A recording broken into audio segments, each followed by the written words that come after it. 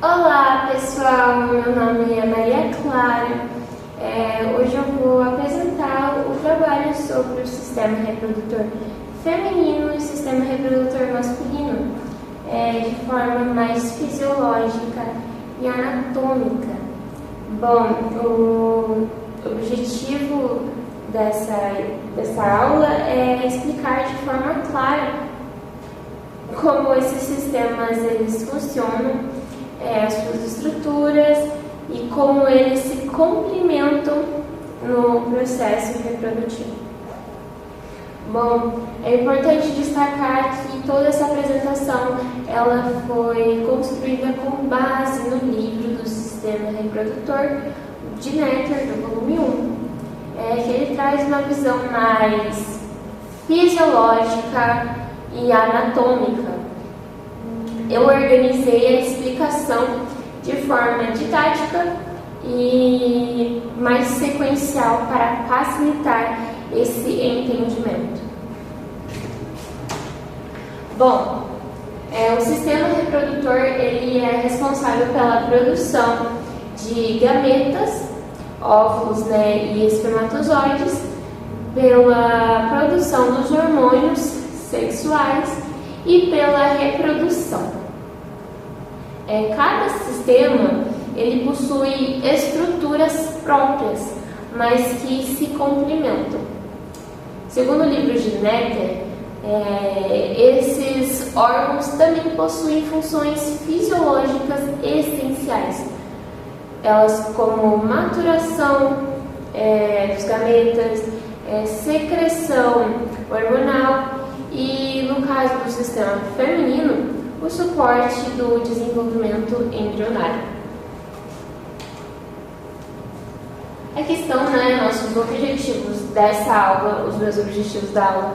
Nessa apresentação eu vou explicar de forma clara com que relacione cada estrutura com a sua função, porque na anatomia reprodutiva a forma e a função são totalmente diferentes, mas conectadas. Não são totalmente diferentes, mas elas são conectadas.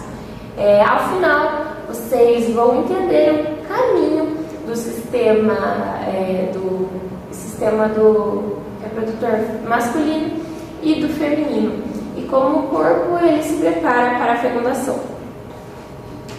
Aqui está uma visão mais geral do sistema reprodutor feminino, e o sistema reprodutor feminino ele fica principalmente aqui na pelve e é formado por órgãos internos como ovários, tubas, útero e a vagina, e também como órgãos externos como a vulva. Netter ele também fala que a função é produzir óvulos, hormônios e como o estrogênio e o progesterona, além de permitir a gestação. Fisiologicamente, também o sistema feminino ele passa por ciclos hormonais contínuos que preparam o corpo para a ovulação, fecundação e gestação. Bom, esses ciclos eles envolvem os ovários, os úteros e o sistema endócrino. Aqui nós temos uma visão dos ovários, o ovário ele produz os óvulos, e os hormônios femininos.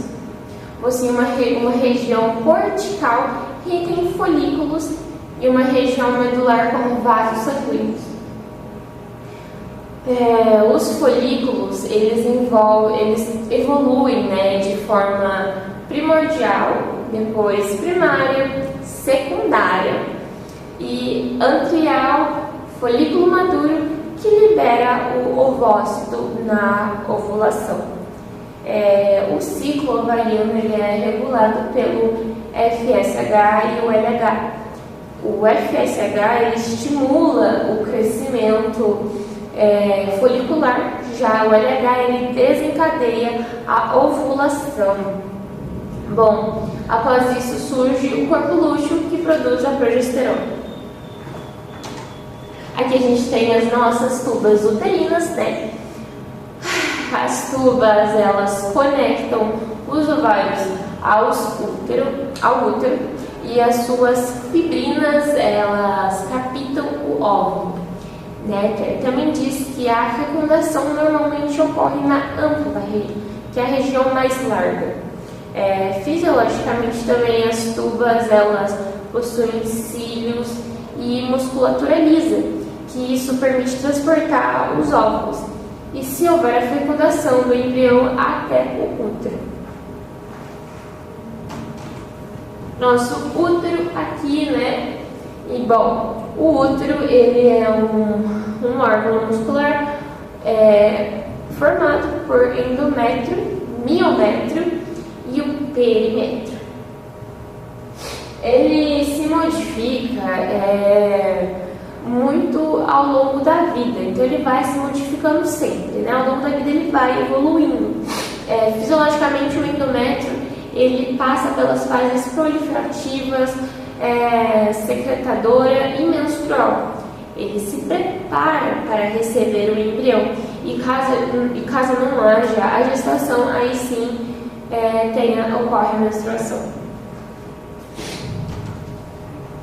Aqui, né, temos também a vagina, né, o canal vaginal. A vagina é o canal muscular e elástico que conecta o útero ao meio externo. Ele é muito importante também nas relações sexuais e no parto. Bom, ele possui um epitélio estratificado e pavimentoso, resistente, que varia conforme os níveis de estrogênio, né? Durante a excitação ocorre também a lubrificação por transudação. E aqui a vulva, né, nossa parte exterior, externa. A vulva, ela inclui também grandes, pequenos lábios, o clitóris, o vestíbulo e as glândulas, né, conforme aqui a imagem. Decker também ele destaca que o clitóris como uma estrutura erétil muito sensível. A sua função é proteger a genitália interna, né? E também participar ativamente na resposta sexual. Agora vamos começar a falar sobre o sistema reprodutor masculino, que a gente tem uma visão geral dele.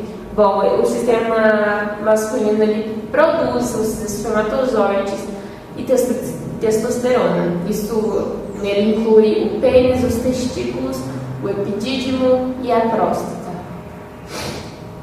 A produção dos espermatozoides ocorre continuamente após a puberdade, né?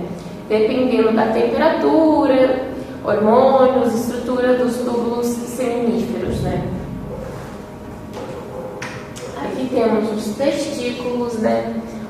Os testículos produzem espermatozoide, eles produzem a testosterona, eles estão localizados na bolsa escrotal. A espermatogênese ocorre no túbulo seminífero, envolvendo as espermatogônias, espermatócitos, espermatídeos e os espermatozoides, né? Fisiologicamente também o FSH age nas células de Sertoli e já o LH nas células de Leydig. A temperatura escrotal é mais baixa e isso é essencial para a produção espermática. Aqui o epidídimo e o ducto deferente, né, desse sistema. Nosso não. O epidídimo promove o amadurecimento e o armazenamento dos espermatozoides. O ducto deferente, ele já transporta os espermatozoides até a uretra durante a ejaculação.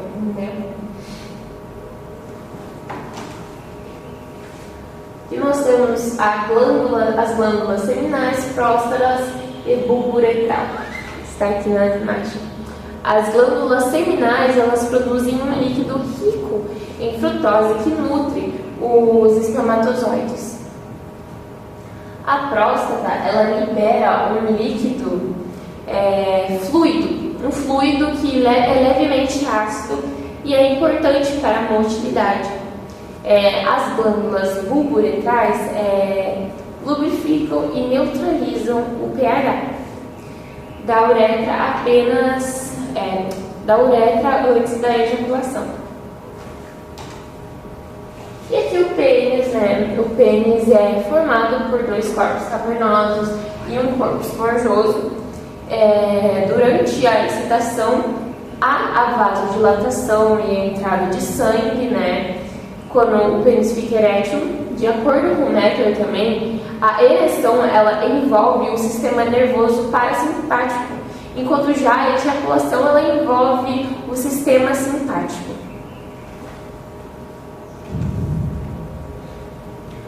Bom, conclusão aqui dessa minha apresentação: os sistemas reprodutores masculino quanto o sistema reprodutor feminino têm funções diferentes, mas elas são complementares, permitindo assim a reprodução humana.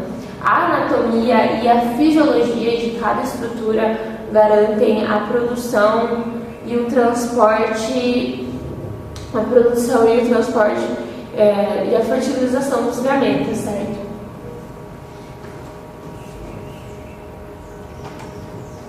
Bom, aqui está a minha referência, Eu usei aqui, como eu disse no começo, o livro do NET, do volume 1 do Sistema Reprodutor. Foi todo baseado nos livros, onde a gente consegue encontrar pelo acesso da minha biblioteca. E a apresentação foi toda baseada nesse livro. Bom, eu espero que tenha gostado da minha apresentação. Eu tentei fazer de uma forma mais dinâmica, que dê para entender e facilitar essa visão anatômica e fisiológica do sistema reprodutor feminino e do sistema reprodutor masculino. E é isso.